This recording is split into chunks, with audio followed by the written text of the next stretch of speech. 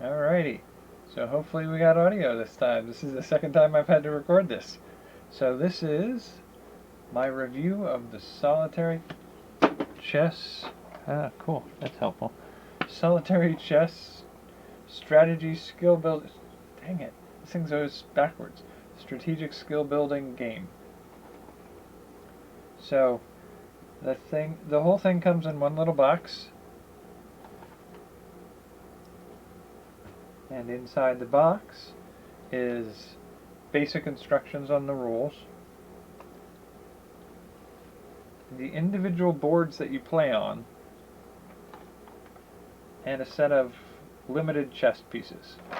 So by limited, you have 2 pawns, 2 rooks, 2 knights, 2 bishops, a queen, and a king. And the rules are pretty straightforward. Basically, all the chess pieces move pretty much the same way they do in a regular chess game. So there's that. Your board is not a full-sized board. They're limited board pieces. I really wish you'd stop trying to slide away from me. Your boards are they all the same size? It's a 4x4 board on every one of the pages. Chess pieces move as such. This moves as the queen moves because it's the queen. This moves as the king does because it's the king, with the additional statement that if the king is on the board, it has to be the last one left on the board. Bishop moves like a bishop. Knight moves as a knight. Rook moves as a rook. The pawn moves up the board from the bottom, but the caveat for all of these is you can't move to an empty space. You have to move on the attack. So every move you make with a piece has to attack another piece and remove it from the board. Your goal is to end up with only 1 piece left on the board. If you have 2 pieces, rebuild and start again. So that means the pawn doesn't move 1 space up. It can only move up on the diagonal. That's the only real difference. Everything else goes as before. Every other game you've ever played, those are the rules of how this works. And so I actually gave this a test run on, there are 4 modes of play. So there's beginner, intermediate, advanced, and expert. And each of them is color-coded, and they each have the solutions for each one in the back. There are 80 different puzzles. I gave a test run on each of the categories. I don't even remember. I think I did probably about 3 on each category. Now, the thing was, for beginner and intermediate, the first one in each section I solved like that. Just bing. Part of the important thing was to do more than 1 in each category to see how often that was a fluke and how often that was varying degrees of difficulty within the category. So beginner, I got all 3 relatively easily. The intermediate level was, I got the first one right away too, and I'm like, are they all this easy?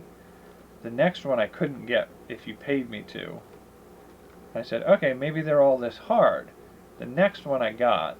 So I would say it was about a 50-50 on intermediate for me. Advanced, I can't remember if I got the first one and didn't get the other 2, or if I didn't get any of them. I know expert, I couldn't solve it. I just couldn't get through it. So there's replayability too, because there are 80 of them. By the time you've finished the 80th one, you will not remember the first one. But basically, the way the gameplay goes is you have your board, and the board indicates where you're going to set your pieces. So the pawn is going to go here, the rook there, bishop there, and the knight there. You don't put any other pieces on the board. And as you go to play it, the question comes up. How do you move the pieces so that you remain with only one piece left on the board? Now, I can kind of remember the first one in the whole book relatively easily. But the board is set up like this.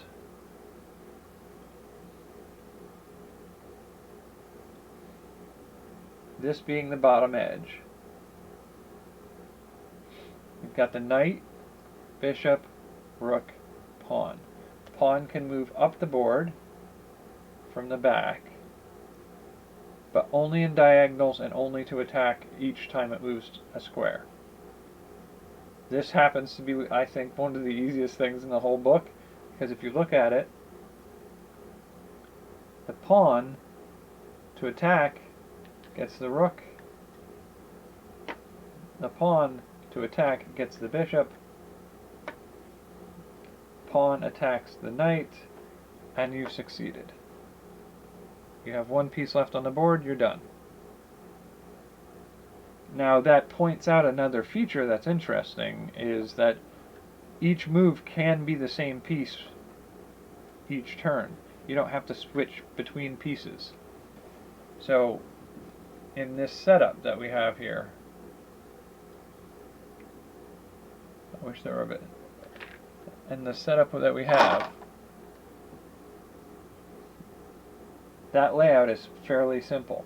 You can see, you could take the rook and you could take the knight, but then the pawn can't move to another piece by taking another piece. And the bishop could take the rook once it's taken the knight. You're left with two on the board. You have to reset and start over again. So there's really only one way to solve that. Now I did wonder if, as we get further into it, if there's more than one way to potentially solve a level. I didn't see any evidence of that being the case. So overall, I'd say, like, I do think this is a fun one.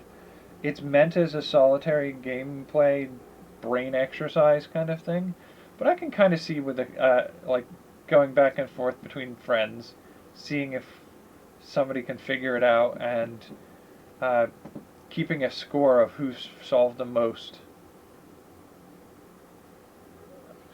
You don't have to keep a score, it can just be cooperative play too.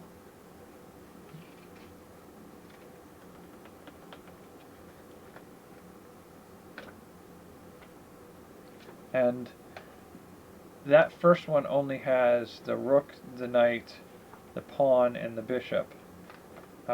First level ones all seem to have 4 pieces on the board.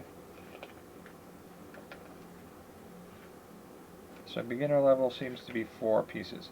And some of them are, like this one's a king, rook, pawn, and knight instead of a bishop.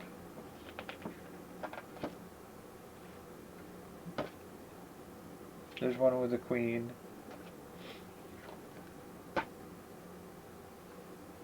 And I think, oh, there's a beginner level with 5 pieces instead of 4. Yeah, as you get about halfway through as you get halfway through the beginners, or towards the end of the beginners, there are a couple with 5 pieces instead of 4. But as you get towards the end of expert, we've got 2 bishops, 2 rooks, 2 knights, 2 pawns. So you're looking at 1, 2, 3, 4, 5, 6, 7, 8. 1, 2, 3, 4, 5, 6, 7, 8. About 8 pieces on the board. What's the very last one have? 1, 2, 3, 4, 5, 6, 7, 8. Yeah, so 8 pieces seems like to be the max.